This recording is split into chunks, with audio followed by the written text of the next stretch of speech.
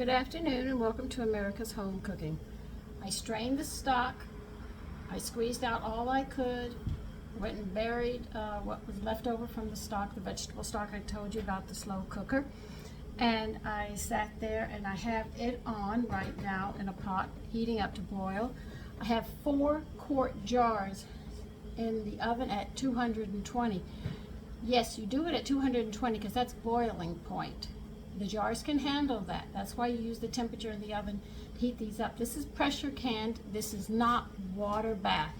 Another thing is I already have the water set into my pressure canner and I'm heating it up at the same time. I have cleaned the lids and the rims, and I've already greased the bevel on the lid and the pot so they stick it. When I'm talking about the bevel, I'm talking about where it dents in like this and then comes across. That is, mine doesn't have a gasket, but if you have a gasket, you know every 3 times you use it, you should oil it to make sure it stays. So right now we're waiting for all of this to heat up, and then we'll get to canning it. So most of your jars have to stay in. If you're doing it in the oven at 220, they have to be at 220 for at least 20 minutes. 30 minutes is better, but if you get 20, you're doing good. Okay, so we just have to wait now. Okay, everything is hot. I'm getting ready to get the jars out, so I'll turn you down and I'm going to get the jars. Be careful of everything because it is really, really hot. The stock is hot, your canning jar is hot, the jars, everything is hot. So just be extremely careful.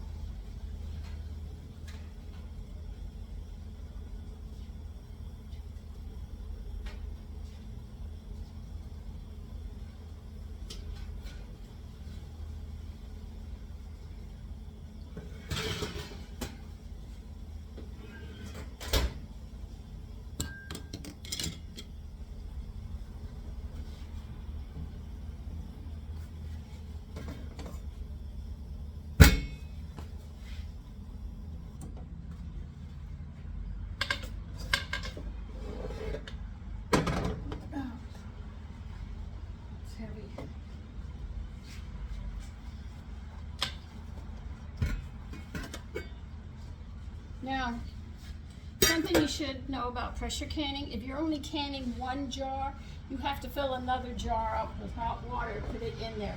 They always say you must have at least 2 jars when you're pressure canning.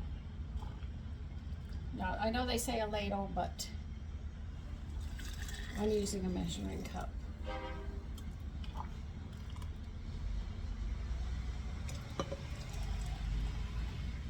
Now they want a 1-inch headspace on this because it is going to come to a boil and it needs room to boil.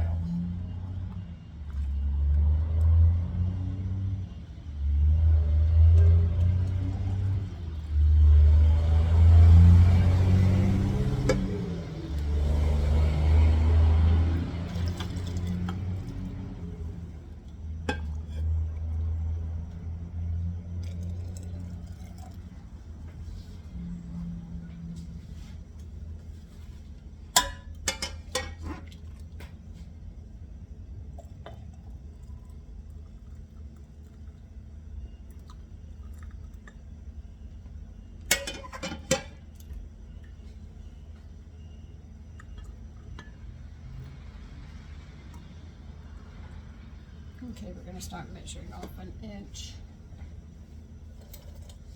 And yes, I still have more in the pot, but I know I'll definitely get 3 done, and sometimes I get a little more.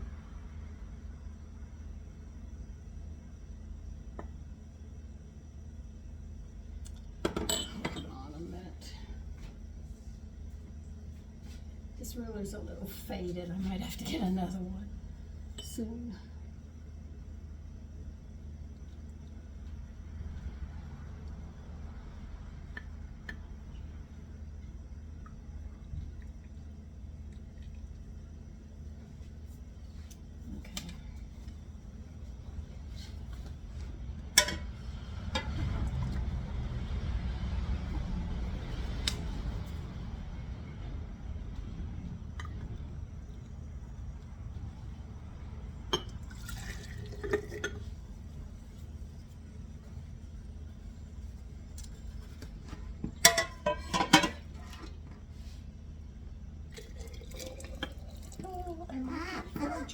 jars.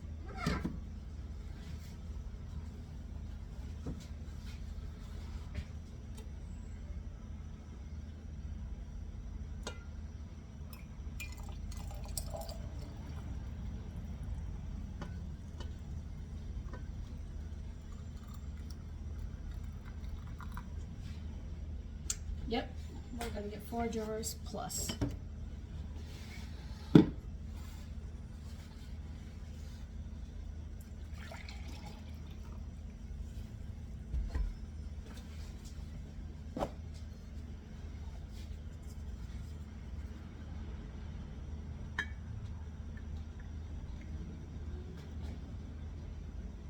And 3/4.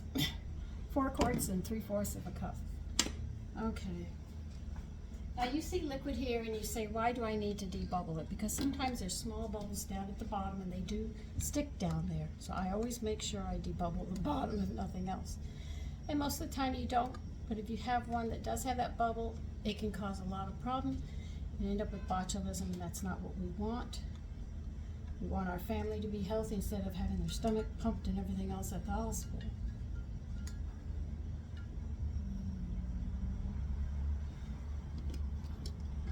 I didn't even use this. I don't even need it. I washed that. Okay. Now you're going to wipe these off. Be very careful. You're using white vinegar. Grain is known better. In olden days it was known as grain vinegar. Wipe the rims off because you want to make sure they close and seal.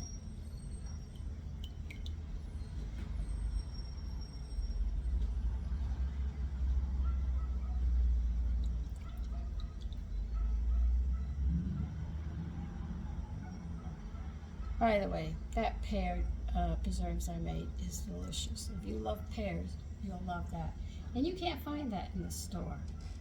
So sometimes it's really nice to learn, because then you can sit there and make these other dishes that you can't buy in the store.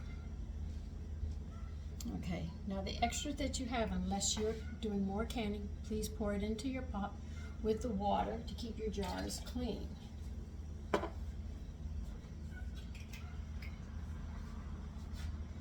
I'll be making bone broth after I'm done here. I want to take the bones and I want to pressure cook them down. I'm hoping I can find some pig's feet so I can make some gelatin for the joints. Because that's what it is, all those minerals in the joints and stuff to keep arthritis away.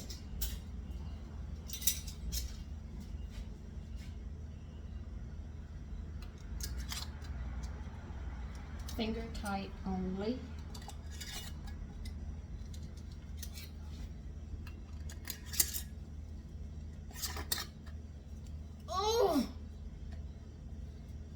Yes, they're hot. Oh, God. Okay, put them back in.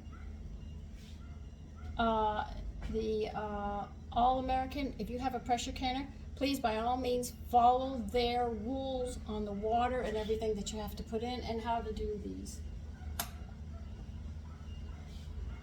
Because I don't have their gasket. This is just a beveled edge that works like a gasket.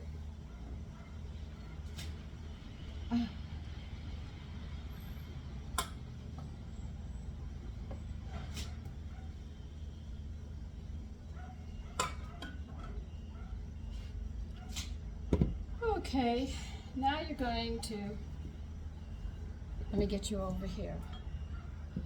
I just couldn't have you there while I was working. All right, here's my pot here. I'm going to turn it on high while I go to put this lid on. I really shouldn't. No, turn it back down. Your fingers are going to get hot. I don't want you to burn yourself.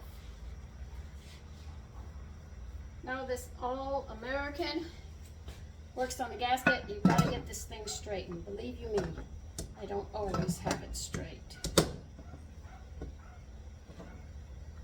Okay.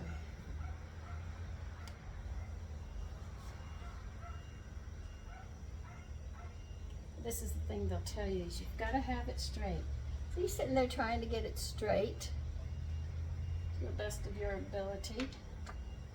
They'll still give you a problem. Don't lock them yet, just put them on and screw them loosely on. We'll lock it up in a minute.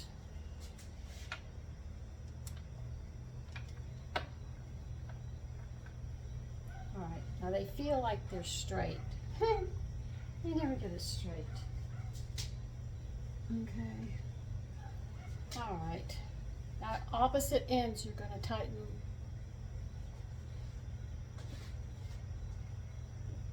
Then you're going to turn this up on high. Can't go any higher than that. And we are going to let this thing vent. It's going to vent from here. It's going to come to a boil on the inside, and this is going to vent 10 minutes right here. This little knob you see right here. Now, there is a gauge right here. Has 5, 10, 15. That's your pounds per square inch, better known as your PSIs. In the area where I live, altitude is what causes this. Where I live, it's 10 pounds. Now, you'll have to Google your area to find out, do you pressure can in 5, 10, or 15 PSIs? I can't answer that question for you. You have to look that up yourself. Please remember, do not have children in here when you are pressure canning. You're dealing with a lot of hot things and you don't want your child to get hurt, and neither do I. Now, when you take the jars out of the oven, they either have to be on a cutting board or they have to be on a towel, or they will crack on the counter because the counter is cold. When they come out and they're canned, you're going to put them on this towel to cool, or on a cutting board, but most people put them on a towel after you're done pressure canning them. So you put them on a towel and you're going to leave them until tomorrow morning. And they will, in the process, cool down and seal if everything is done right. If it's not, and it's not sealed, you're going to have to put it in the refrigerator, and you will have to use it first before you use anything else.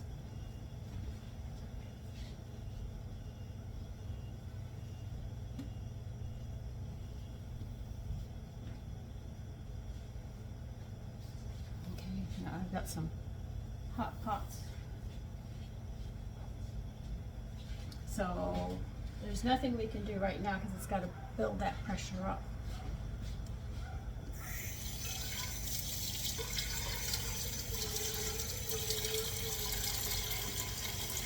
And what will I do with this leftover stock? I'll stick it in the refrigerator and I will put it to use. I'm not going to let it go to waste.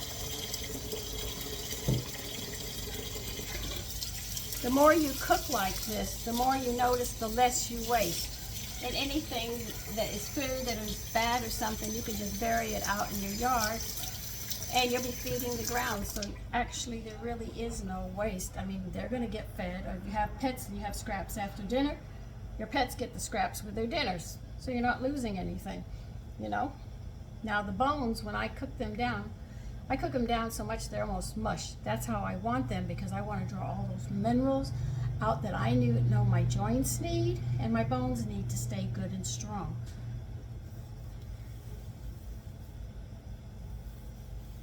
So when this starts venting, I will be back.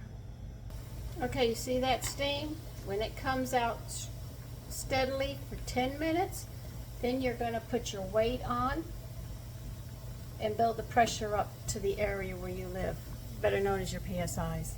Okay? Okay, it's been 10 minutes. I'm going to put the weight in at 10 pounds per square inches from my area. Now we're going to wait for this to jiggle. And we're going to wait for the gauge to come up to 10 pounds a square PSIs. Instead of saying the word, I'll just go PSIs. Now I hold mine at 11 PSIs just in case. You don't want it to go any higher. You've got to get it right at 10, but I always do it one above. And you hold it, so you'll have to adjust your heat for that. But that weight has to jiggle, and when it jiggles, you know you're at the weight that you're setting. So keep an eye on that. Okay, that's pretty much it. And we're going to pressure cook them when it jiggles and we're up to 10 pounds PSIs. We're going to sit there and do it for 25 minutes. That's all the time you need to seal those jars. And then when we get to that point, I'll tell you what we'll do next.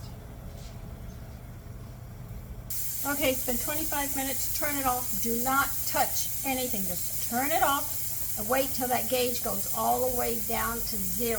Once it goes down to 0, then you take the weight off and you let it vent 5 minutes. Then you can open the jar, you can open the pot, and you'll see the jar is in there. Let the jars sit for another 5 or 10 minutes, and then you can take them out and put them on a towel till tomorrow morning, and then you'll check to see if they're sealed or not. So listen, you take care and enjoy your afternoon.